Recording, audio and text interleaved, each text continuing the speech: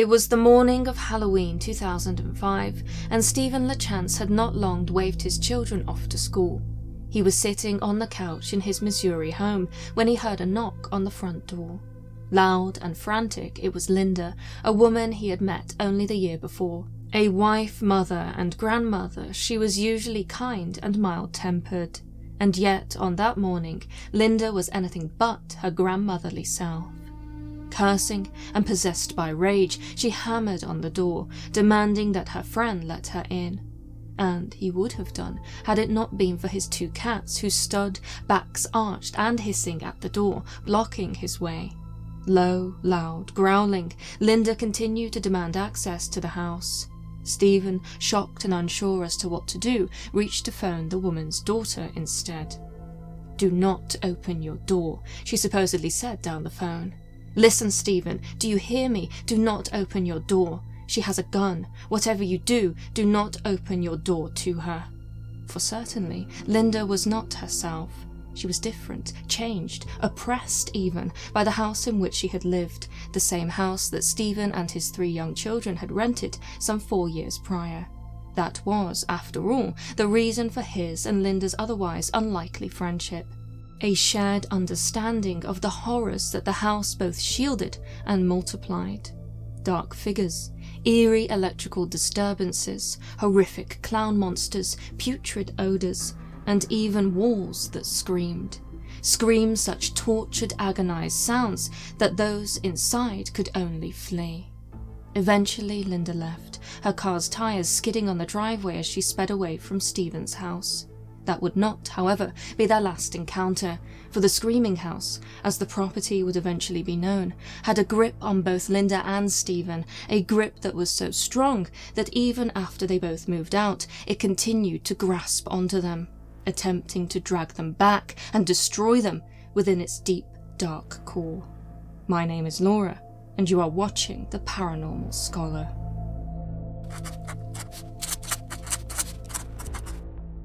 Before we discuss this case any further, if you could please allow a brief moment for me to thank the sponsor of this video, Raycon.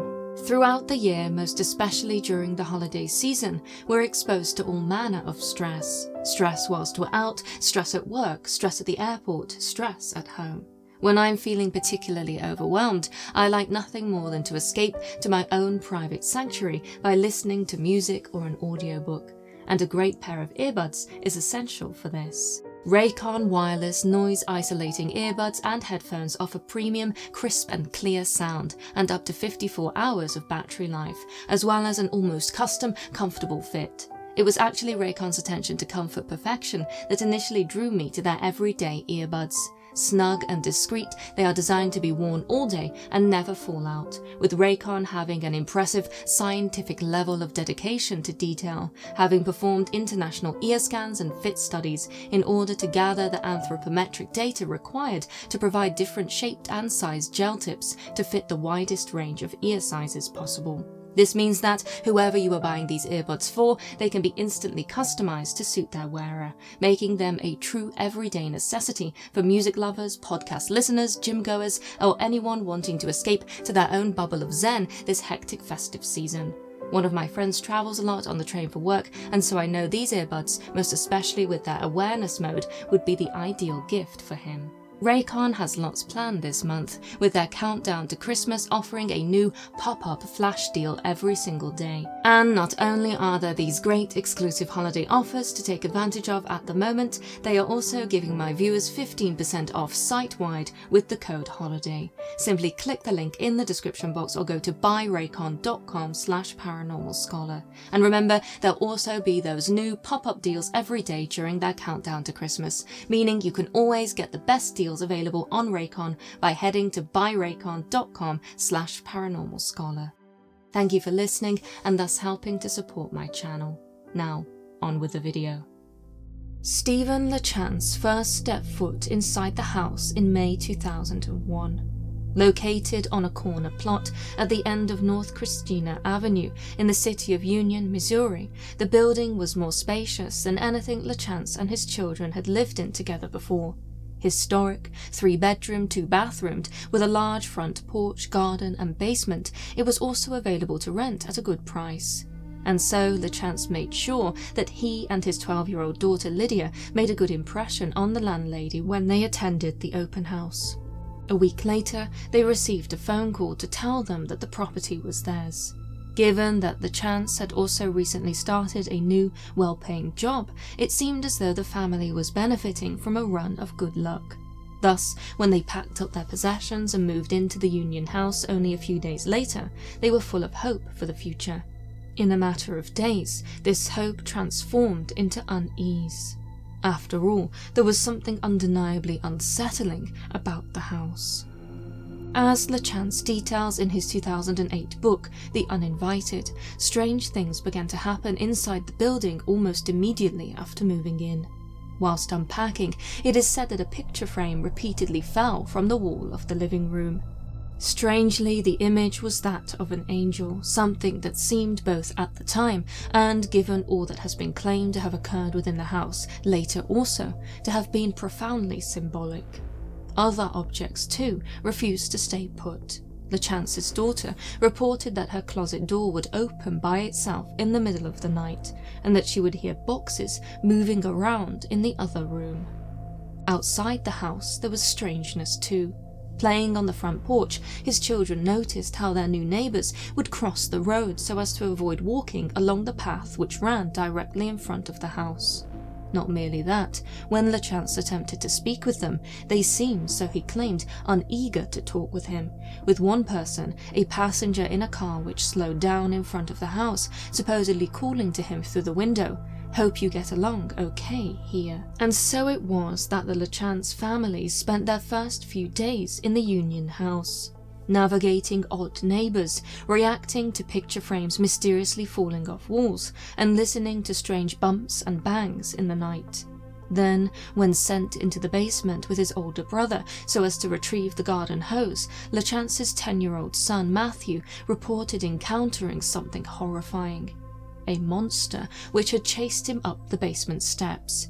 It had been big and, according to a website article LaChance wrote in 2004, had obviously terrified the boy, with his father discovering him shaking, standing in the kitchen in a puddle of urine.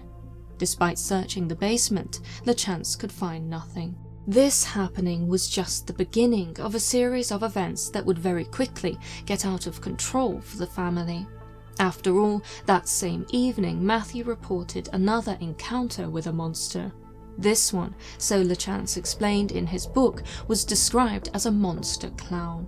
Horrible, and rushing down the steps towards him as he left the bathroom, the boy rushed to his father screaming. Attributing the incident to his son's overactive imagination, LaChance once again soothed him and instructed his 2 other children not to tease their brother about it. He was a sensitive boy, getting used to being in a new space. That night, however, LaChance would get a taste of his son's fear for himself when he woke, startled by a noise, and supposedly saw an old man wearing a red flannel shirt standing in the doorway. Said to have been motionless and without expression, the figure had been watching him as he slept. When LaChance rubbed his eyes, the man was gone.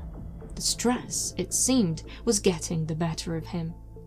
And yet, if the events which LaChance goes on to describe were as real as he claims, stress alone could not have been the cause.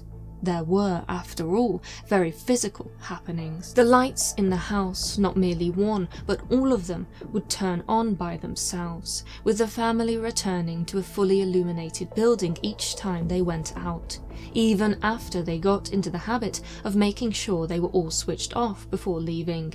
LaChance, alongside his father, mother and others who came to visit, would also feel some manner of strange electrical charge, like an electric shock, but different, upon entering various rooms of the house. According to LaChance, every hair on his arms and neck would stand on end, and it would feel as though a warmth had passed through him.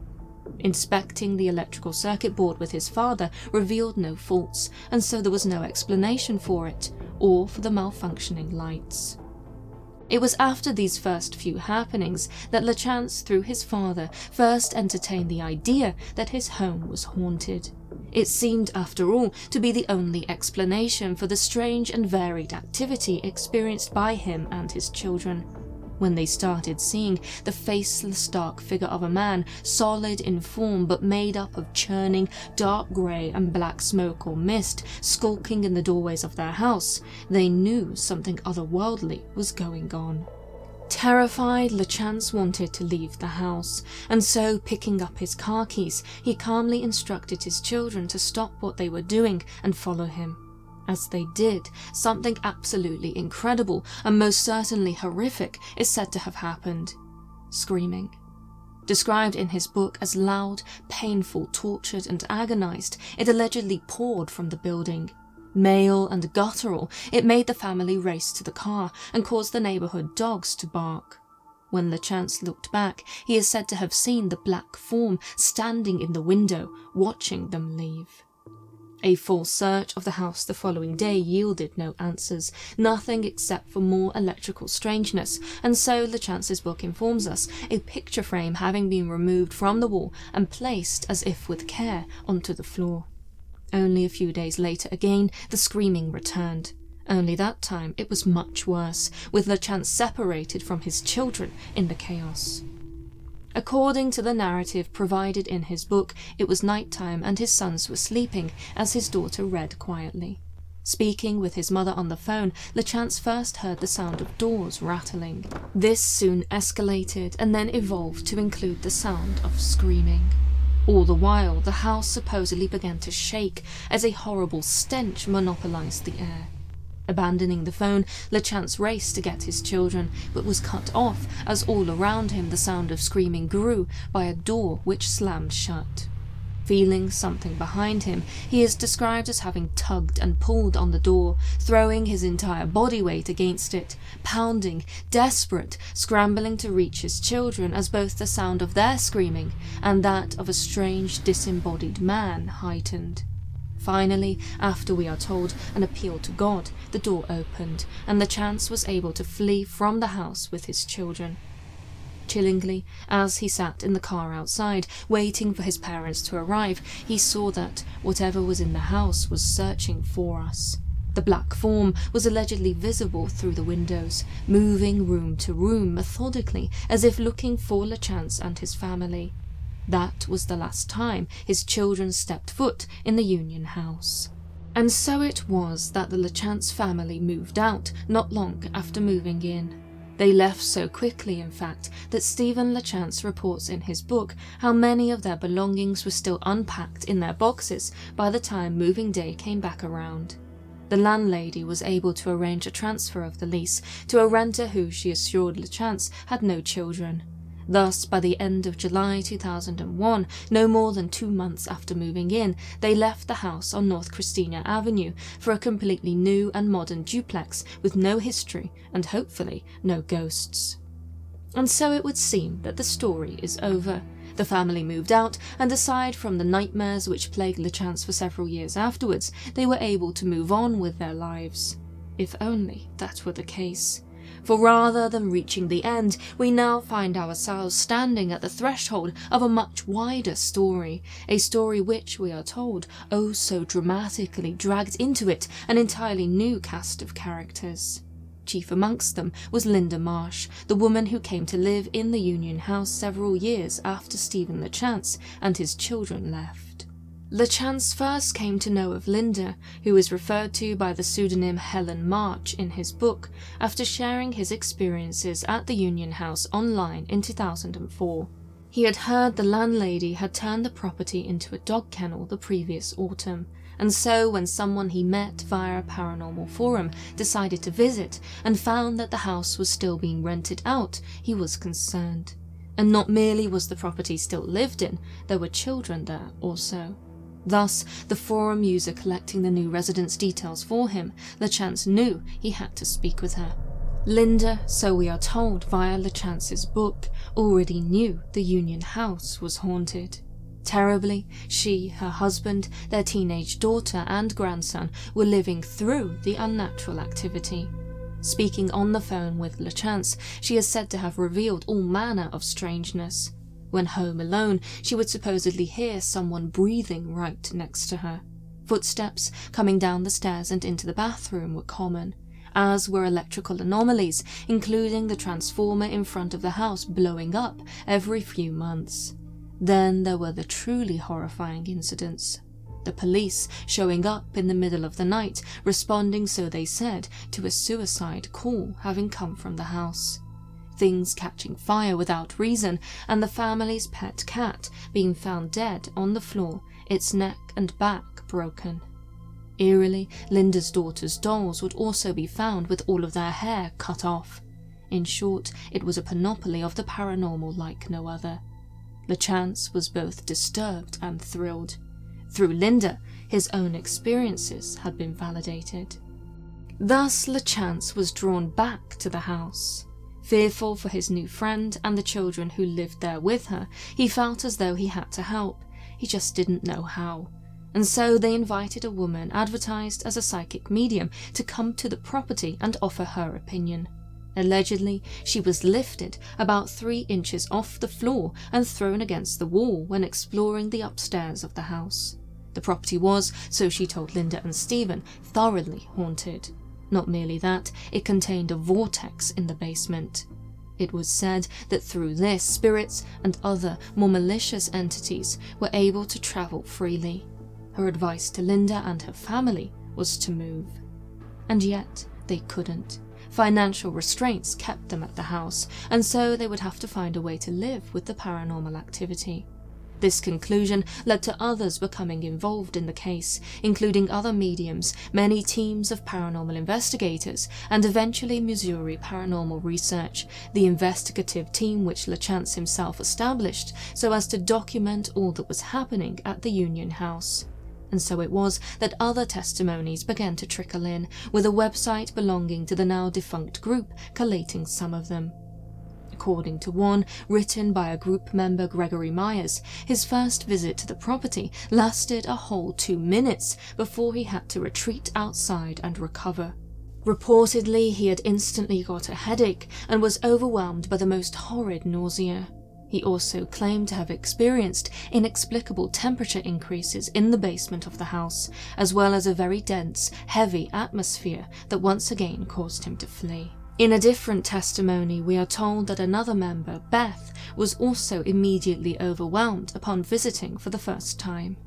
"I walked up the front steps," she explained, "and got a feeling of being watched as I knocked on the door." In the basement, she supposedly saw claw marks on the floor.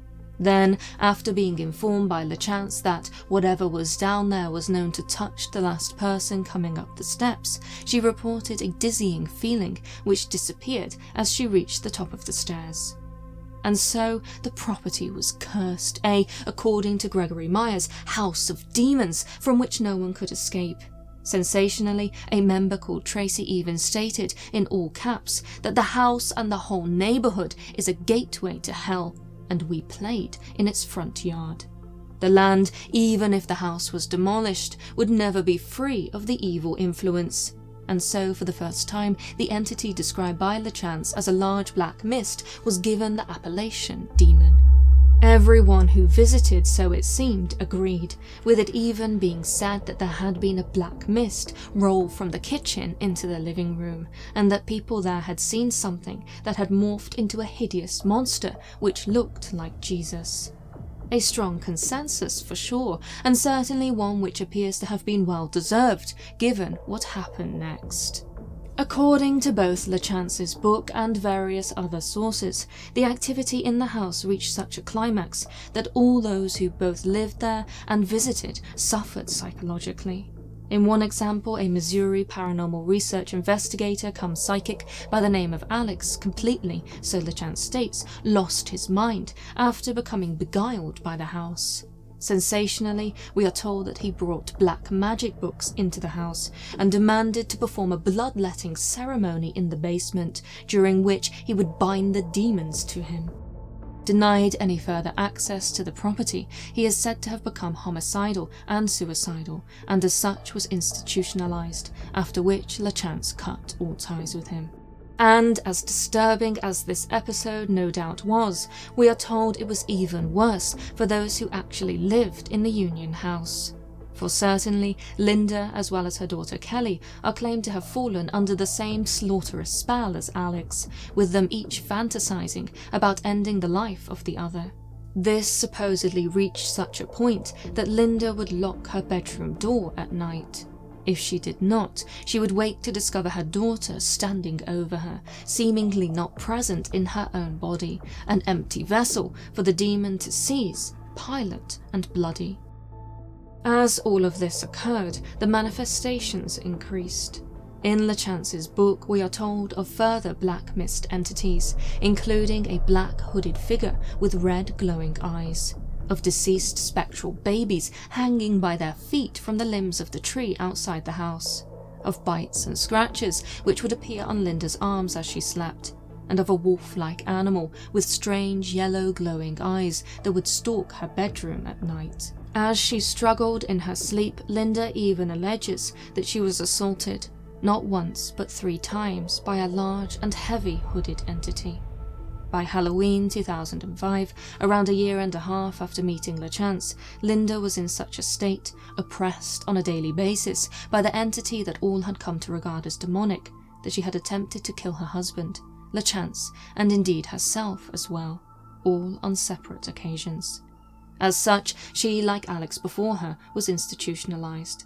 After she was released, she went to live with one of her other daughters, and slowly and bit by bit, experiencing a few relapses along the way, was able to shake the demonic influence from her life. The healing process was a long one for Stephen LaChance also, with his publication of The Uninvited in 2008 seemingly an act of catharsis, in which he wrote, "There are lingering signs that we went through something pretty horrific, but that, after it all, his faith in God was stronger than ever."